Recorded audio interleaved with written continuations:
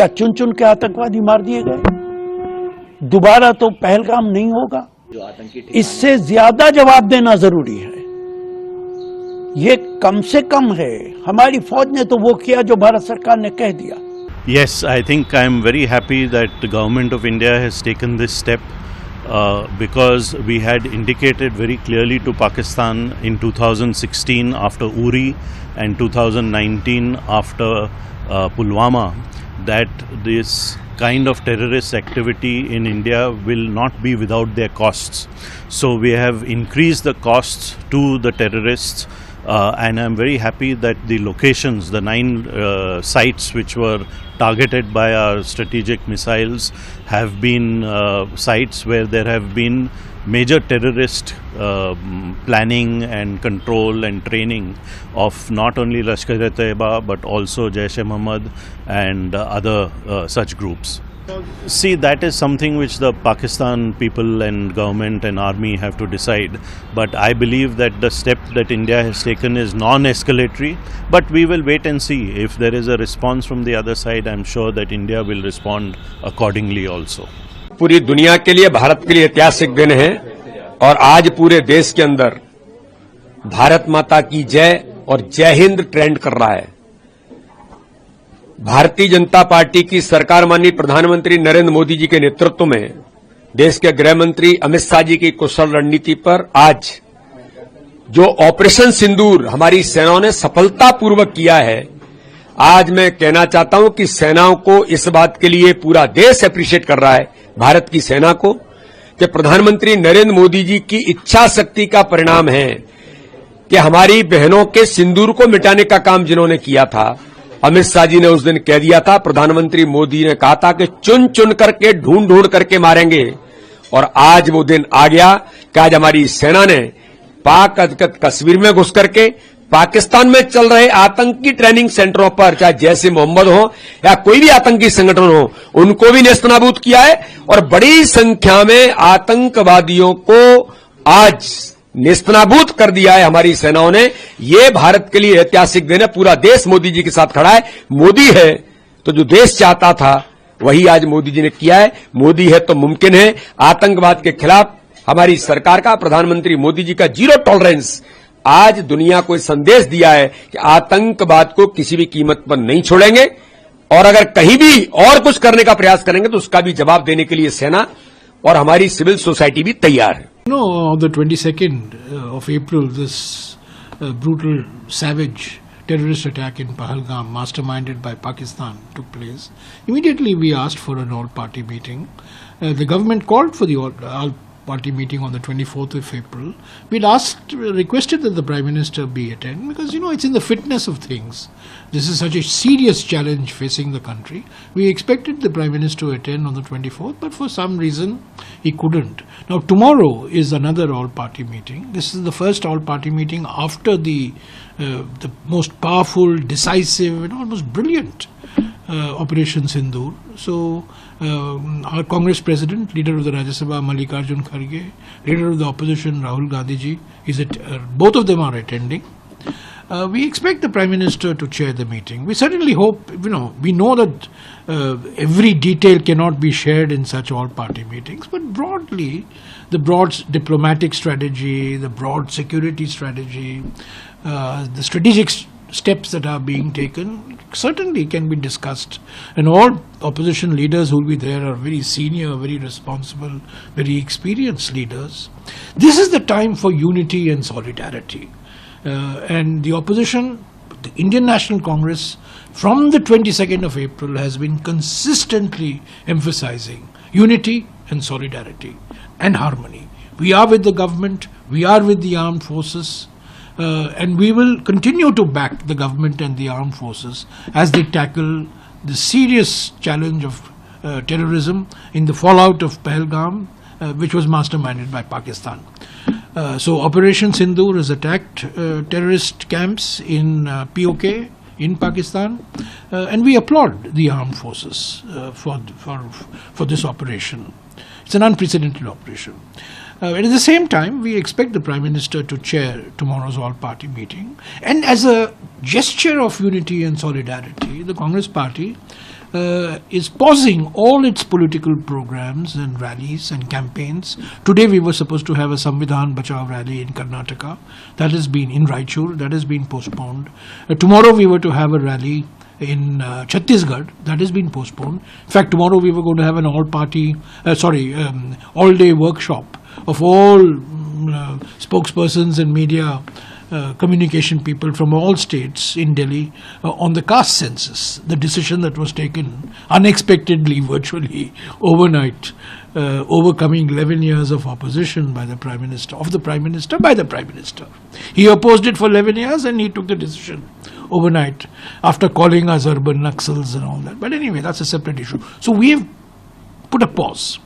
For us, this is a time for unity, this is a time for solidarity, for showing full support to the armed forces in their relentless fight against terrorism and terrorist camps, particularly in POK and Pakistan.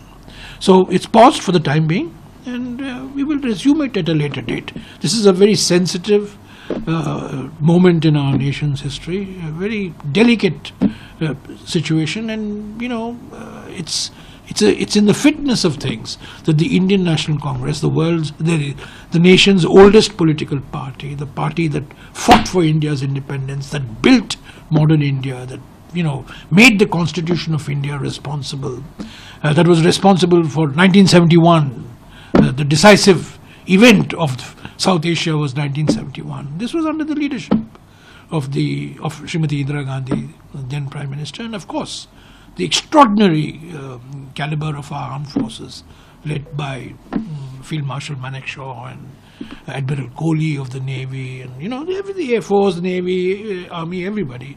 So this is our legacy for the Indian National Congress, and that's why a very responsible decision we have taken to pause all political programs and campaigns for the time being. Unity, solidarity. इससे ज्यादा जवाब देना जरूरी है। ये कम से कम है। हमारी फौज ने तो वो किया जो भारत सरकार ने कह दिया। जितना ऑब्जेक्ट उनको दिया गया, जो कुछ उनसे कहा गया, उन्होंने पूरा करके दिखा दिया। लेकिन फिर वही सवाल उठता है, क्या चुन चुन के आतंकवादी मार दिए गए? दोबारा तो पहलगाम नहीं होगा। हर कुछ दिन के बाद कुछ न कुछ हो जाता है। ये ऐसा मौका है जिस मौके पर प्रधानमंत्री ने जो कुछ कहा था कि हम आतंकियों की बची कुची जमीन को खत्म कर देंगे, हम उनके आकाओं को खत्म कर देंगे। अगर ऐसा हुआ है तो बहुत अच्छा है। हम तो सिर्फ प्रधानमंत्री से यही दरियाफ्त करेंगे, जो कुछ आपने कहा था क्या वो पूरा हो गया? I am proud. I am proud to be an Indian. I am proud I am an armed services daughter, and I am most proud of my armed services. All three services who are on the alert, who are standing at the borders, who are protecting us now. And they are the ones who are going to deliver. Hats off. We have shown, don't take India lightly. We are there to defend our people, and our armed services make us proud. First, let's remember our history. India has never attacked any country unnecessarily. We have never gone to occupy any country until they have provoked. We are not going to keep quiet if we are targeted unnecessarily. Pakistan went into Pahalgaon and killed innocent Indians. They made widows of all my sisters. That is why it is Operation Sindhur. For every girl who has shed a tear, who has lost her suhag, we have shown that we are there for them. And so we won't take it lightly. Do not mess with us. Mahatma Gandhi taught us militant non-violence. We kept quiet. We've implemented the Indus Treaty. We are cutting your main nerves, and you have got the reply. We have only attacked the terrorist camps. We have not attacked any civilian installation. We still respect that. If you know back off. I'm telling Pakistan, back off. I think the international community has been very supportive of India. Everybody realizes that, India had to react because of the terrorist incidents. After all, 26 of our innocent people have been killed in a cold-blooded manner and in a communal manner after asking their religion. So there is a lot of sympathy for India, and I think the international community also understands. Yes, publicly they will make the noises like exercise restraint, open negotiations, talk, but they all realize that, you cannot mess around with a country of the size and stature of India and then expect that nothing will happen. And this talk in the case of Pakistan that we are ready for a neutral inquiry and a transparent inquiry, everybody has said nothing of the sort. That you have to face the consequences of what you have done. I was just going to ask my next question would be, US President Donald Trump has also made a statement saying it's a shame, but we just heard about it, and I guess people knew something was going to happen based on the little bit past that they have. I hope it ends very quickly. While the US President has made the statement like this, China has termed India's airstrike in Pakistan and Pakistan-occupied Kashmir regrettable and urged both sides to exercise restraint and avoid further escalation. Yeah, so President Trump's statement is very clear that, India has done what it needed to do, and then he hopes there will be no escalation. In the case of China, the only thing which will be music to Pakistan's ears is to use the word regrettable. Other than that, it's a bland statement that both sides should exercise restraint. I think Pakistan is going to be disappointed with the statement that China has made. In fact, Turkey has made a much stronger statement. But China's statement, Pakistan is going to be disappointed. देखिए, मैं समझता हूँ कि पहलगांव में जो घटना घटित हुई थी, जहां उन महिलाओं के सामने उनके पुरुष को गोली मार दी गई और उनको कहा गया कि ये संदेश आप मोदी तक पहुंचाइए, और शायद प्रधानमंत्री जी ने और देश की सेना ने इसी बात को लेकर के फैसला किया कि जिनके सिंदूर उजाड़े गए हैं, इस ऑपरेशन का नाम भी सिंदूर होना चाहिए, और सिंदूर ऑपरेशन को अंजाम दिया गया। और अब सिर्फ पीओके में नहीं, पीओके के अलावा पाकिस्तान के अंदर भी 100 किलोमीटर से भी ज्यादा अंदर जाकर के, जहां टेररिस्ट को, आतंकवाद को पनाह दी जाती थी, ट्रेनिंग दी जाती थी, जो ठिकाने थे उनको टारगेट किया गया। 9 जगह उनको ठिकानों को जो है वो तबाह कर दिया गया। और जो लोग सबूत मांगते थे कि सबूत दीजिए, तो मैं समझता हूं कि अब ऐसी वो हिमाकत नहीं करेंगे। सबूत उनके सामने है, पाकिस्तान वो सबूत दे रहा है। वहाँ की वीडियो आप टेलीविजन में देखिए, आप उनकी वीडियो वहाँ के मीडिया में देखिए, सोशल मीडिया में जो चल रहा है। तो ऐसी सूरत में देश की सेना को बहुत बहुत बधाई, और नरेंद्र मोदी जी के इस फैसले का हम अभिनंदन करता है। देश अनुभव कर रहा है, ये पहलगांव तक ही नहीं, ये 26/11 की घटना को अंजाम दिया था, वो ठिकाना भी जहां से ट्रेनिंग करके लेकर के उन लोगों ने अंजाम दिया था उस घटना को, वहां पर भी उसको भी तबाह किया गया। चाहे पुलवामा की घटना है, चाहे वो सर्जिकल स्ट्राइक हुई थी उड़ी में, उन सारी जगह कोई जगह छोड़ी नहीं है, सब जगह तबाही की है। और निश्चित रूप से भारत की सेना को हम कहते हैं कि भारत की सेना ने जो बहुत हिम्मत और हौसले के साथ जो इस ऑपरेशन को अंजाम दिया है, उनको बहुत बहुत बधाई, बहुत शुभकामनाएं। सर, आपको लगता है कि अब हम जो है युद्ध की तरफ जा रहे हैं? निश्चित रूप से देखिए, ये वॉर लाइक सिचुएशन तो है ही है, और पाकिस्तान एक ऐसा देश है जो कभी भी जिम्मेवारी के साथ काम नहीं करता है। अभी ये जो कार्रवाई अभी हुई है, और स्वाभाविक रूप से बौखलाहट में वो क्या करेंगे इसका इंतजार है, और लेकिन उसका भी मुंह तोड़ जवाब दिया जाएगा, इसमें भी दो राय नहीं है। लेकिन फिर भी उसके बावजूद तैयारी तो होनी ही चाहिए। तैयारी हमारी सेना ने करके रखी है, और अगर इससे ज्यादा कुछ अगर पाकिस्तान कुछ करने की कोशिश करेगा खास तौर से, तो और ज्यादा नुकसान उसको झेलना पड़ेगा, क्योंकि बॉर्डर के एरिया में जो सीज फायर का उल्लंघन करके नागरिक ठिकानों पर वो जो है वो गोले बरसा रहा है, तो वो उसकी कायरता का एक बहुत बड़ा जीता जाता उदाहरण है।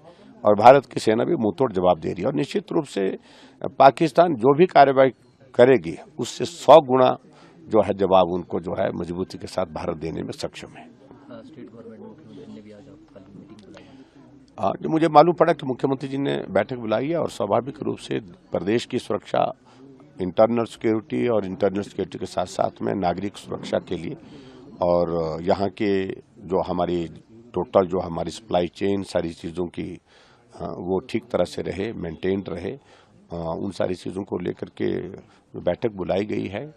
और मुझे यही कहना है कि जो मॉक ड्रिल है उसके तहत भी जो हमारी जो सिविलियंस को जो है नागरिकों को जानकारी जो उपलब्ध करानी है, ये स्टेट गवर्नमेंट की रिस्पॉन्सिबिलिटी भी है, उसमें वो अपना काम करें और हम पूरा साथ देंगे। मैं यही कहूँगा कि आज के इस अवसर पर जहाँ देश पूरा चट्टान की तरह देश की सेना के साथ खड़ा है, देश के प्रधानमंत्री जी के साथ खड़ा है, ये हिमाचल प्रदेश भी चट्टान की तरह देश की सेना के साथ और प्रधानमंत्री जी के साथ खड़ा है। पाकिस्तान कहता था कि जो पंजाब का एरिया, पॉश एरिया, वहाँ पे परिंदा भी पानी मार। देखिए, ऐसा है कि सारी बातें वो अभी तक जो गिदड़ भभकियां देता था उनको मालूम ही नहीं पड़ पाए क्या करें। तो रात की जो कार्यवाही हुई है उसके बाद अभी तक वो संभल नहीं पा रहा है कि उसको करना क्या चाहिए। तो क्लाट में है, रोना रो रहा है, इधर रोना रो रहा है, उधर रोना रो रहा है। तो मैं समझता हूँ कि बहुत ज़्यादा हमको पाकिस्तान के बारे में कुछ कहना नहीं। हम तो इतना है कि भाई अगर वो करेगा तो उसको और मुंह की खानी पड़ेगी, उसको मुंह तोड़ जवाब मिलेगा, इतना ही मैं कहना चाहता हूँ। उनकी सेना कह रही है कि हमारे सिविलियन पर अटैक किया। सिविलियन पर कोई अटैक नहीं है, बड़ा स्पष्ट है। टारगेट जो किया गया है, एक एक चीज़ को अपने सेना की जो अभी ब्रीफिंग हुई है और जो डिफेंस सेक्रेटरी ने ब्रीफिंग दी है, उनके साथ जो विंग कमांडर और एक कर्नल ने जो है वो लेडी कर्नल ने वहाँ पर ब्रीफिंग दी है, उनमें सारी चीज़ों को स्पष्ट किया है, कोई कन्फ्यूजन नहीं है उसमें। आप क्या कहें? देखिए, हमला हुआ है पाकिस्तानी आतंकी कैंपों पर और पूरी दुनिया ने प्रमाण देखा है। पाकिस्तान के वीडियो सामने आ चुके हैं, पर दर्द हो रहा है कांग्रेस पार्टी को। हमला हुआ है पाकिस्तानी आतंकी कैंपों पर और दर्द हो रहा है कांग्रेस पार्टी को। आज तो ऑपरेशन सिंदूर के प्रमाण पूरी दुनिया ने देख लिए हैं कि कैसे 9 आतंकी ठिकानों को मिट्टी में मिलाने का काम भारत की सैन्य शक्ति ने किया। पर दुख की बात यह है कि जब पूरा देश पहलगाम के पीड़ित और हरेक सही सोचने वाला व्यक्ति भारत की सैन्य शक्ति के पीछे खड़ा है और उनकी सराहना कर रहा है, तो कांग्रेस पार्टी ने पाकिस्तान के ऑफिशियल कंटेंट क्रिएटर के रूप में फिर से भारत की सैन्य शक्ति पर सवाल खड़े कर दिए। फिर से वो एक बार सबूत मांग रहा है, जैसे कि सर्जिकल स्ट्राइक के बाद, बालाकोट एयर स्ट्राइक के बाद मांगा। चाहे वो राशिद अलवी हो, चाहे वो जिग्नेश मेवाणी हो, चाहे वो कांग्रेस के ऑफिशियल ट्विटर हैंडल हो जिसने सर तन से जुदा के भी ट्वीट, केरला कांग्रेस ने तो गनमैन बोला था आतंकियों को। आज उसी प्रकार से पाकिस्तान और कांग्रेस बोले एक ही जुबान, पाकिस्तान को बताए कांग्रेस अपना भाईजान। ये दो शरीर एक जान की तरह आज पेश आ रहे हैं। ये दुख की बात है कि कांग्रेस पार्टी ने फिर से एक बार सेना के मनोबल पर चोट किया है। पर यह कांग्रेस के लिए कोई नई बात थोड़ी है। ये सड़क का गुंडा बोलते हैं सेना के प्रमुख को। ये वो लोग हैं जिन्होंने कारगिल विजय दिवस 5 वर्षों तक मनाने का काम नहीं किया था, कहा था कि बीजेपी का युद्ध है। ये वही कांग्रेस पार्टी है जिसने खून की दलाली बोला था सर्जिकल स्ट्राइक को। ये वही कांग्रेस पार्टी है जिसने कहा बालाकोट में चील कौवे मरे। आज सवाल ये बनता है कि कांग्रेस पार्टी चाहती क्या है। अजय राय हो, चन्नी जी हो, खड़गे जी हो, सिद्धरमैया हो, तारिक कर रहा हो, लगातार पाकिस्तान को क्लीन चिट देना और भारत की सेना के मनोबल पर सवाल खड़े करना, ये कांग्रेस की फितरत और आदत बन चुकी है।